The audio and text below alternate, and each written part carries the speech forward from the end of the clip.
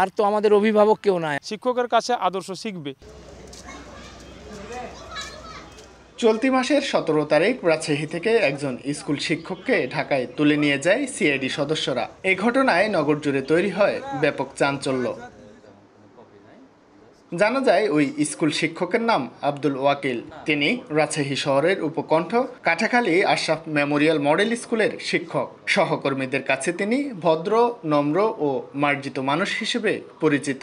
বাচ্চাদের কাছ থেকেও তার কোনোদিন রিপোর্টও পাইনি, কোনো কমপ্লেনও পাইনি, আর কোনো গার্ডিয়ানও আমাকে কোনোদিন কমপ্লেন করে না। এক কথায় সে ভালো টিচার হিসাবে এখানে ছিল।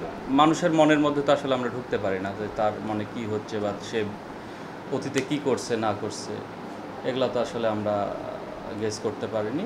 শেষে সিআইডির মাধ্যমে গত বৃহস্পতিবার এটা আমি জানতে পেরে আমাকে খুবই খারাপ লেগেছে।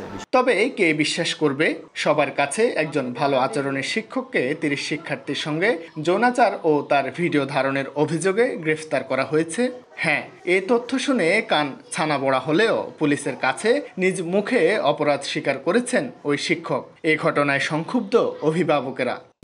নগদে 500 টাকা বা তার বেশি পেমেন্টে পেতে পারেন ঢাকায় জমিসহ 20 কোটি টাকার পুরস্কার।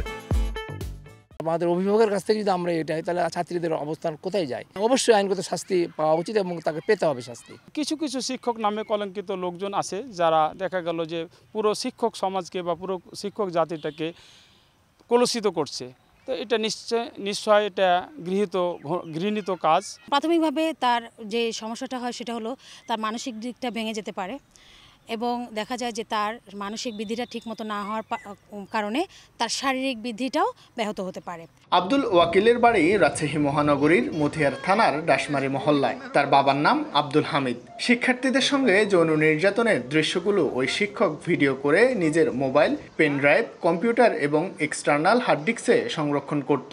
এসব ডিজিটাল ডিভাইস থেকে সার্চ ইঞ্জিন গুগল, মাইক্রোসফট, সামাজিক যোগাযোগ মাধ্যম ফেসবুক এসব তথ্য পৌঁছে দেয় যুক্তরাষ্ট্রভিত্তিক National Center for Missing and Exploited Children নামের একটি প্রতিষ্ঠানের কাছে। এনসিএমসি বাংলাদেশ সিআইডিকে এসব তথ্য সরবরাহ করে। এসব তথ্যের ভিত্তিতে তাকে গ্রেফতার করা হয়। শাহিন আলম, সময় সংবাদ, রাজশাহী।